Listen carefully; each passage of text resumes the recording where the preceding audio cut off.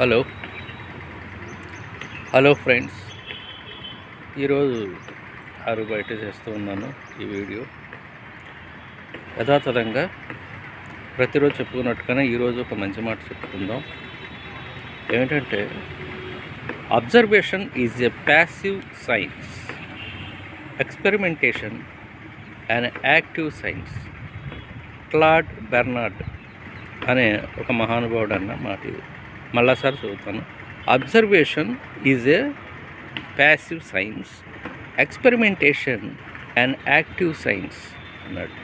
అంటే సైన్స్ అనేదాన్ని ఎంత చక్కగా నిర్వచించాడు చూడండి, డిఫైన్ చేశాడు ఈ మహానుభావుడు. ఏంటంటే అబ్జర్వేషనే ప్రతిదానికి మూలం అని.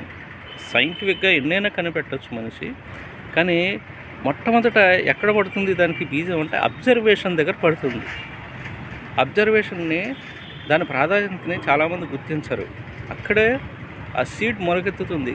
ఒక సైంటిఫిక్గా ఎంత గొప్ప ఇన్వెన్షన్ చేసినా కూడా ముందు అబ్జర్వేషను చాలా చిన్నగా దాంట్లో ఏముందిలే అనిపిస్తుంది ఫస్ట్.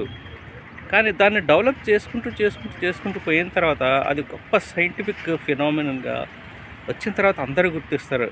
కానీ దానికి ముందున్న అబ్జర్వేషను, దానికి ముందున్న మోటివేషను చాలా తక్కువ మంది గమనిస్తారు. దాన్ని ఇంత చక్కటి మాటలో పెట్టాడు ఆయన. చూడండి, ఒక ఉదాహరణ చెప్తాను చూడండి. ఇప్పుడు పెన్సిల్ని కనిపెట్టాడు కదా, ఆ పెన్సిల్ని కనిపెట్టిన తర్వాత ఎంత గొప్ప మేలు జరిగిందో అందరికీ తెలుసు. మహానుభావుడు ఫ్లెమింగ్.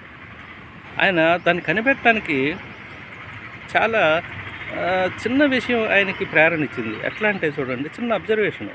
ఆయన ఇంట్లో ఏదో తినేసి ఒకసారి వదిలిపెట్టేసి, ఒక రొట్టె ముక్క ఇంట్లో వదిలిపెట్టి చాలా రోజులు ఊరు వెళ్ళాడట.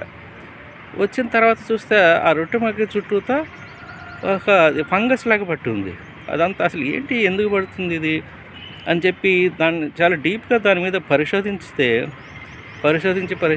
చివరికి ఆయన ఎక్కడికి వెళ్ళాడంటే పెన్సిల్ని కనిపెట్టాడు. నిజంగా మానవాళ్ళకి ఎంత సేవ చేశాడండి ఆయన.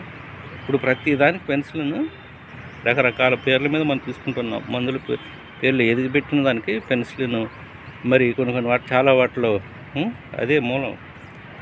కాబట్టి చిన్న అబ్జర్వేషన్ అనమాట. ఆ చిన్న అబ్జర్వేషనే అంతా మరి ఒక ఇన్వెన్షన్ దారి తీసింది. అలాగే ప్రతిదీ కూడా, మార్కోని కూడా అంతే.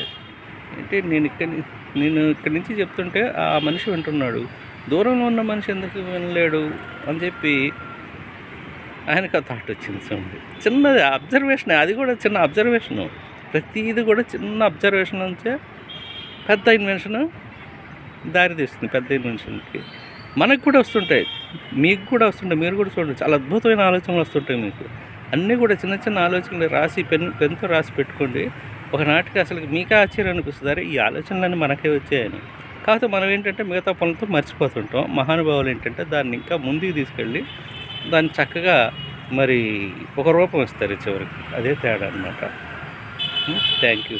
మరి ఇంత మంచి మాట చెప్పినటువంటి ఈ మహానుభావుడికి మనం కృతజ్ఞతలు చెప్పవలసిందే. నిజంగా ఒక్కొక్క మంచి మాటలు మనం చదువుతుంటే అనిపిస్తుంది అదొక ట్రెజర్ హౌస్ అండి, ట్రెజర్ హౌస్ ఆఫ్ నాలెడ్జ్ అని చెప్పవచ్చు కదా. Thank you. మీకు నచ్చితే కనుక దీన్ని సబ్స్క్రైబ్ చేయండి, మీ ఫ్రెండ్స్కి పంపించండి. ఓకే.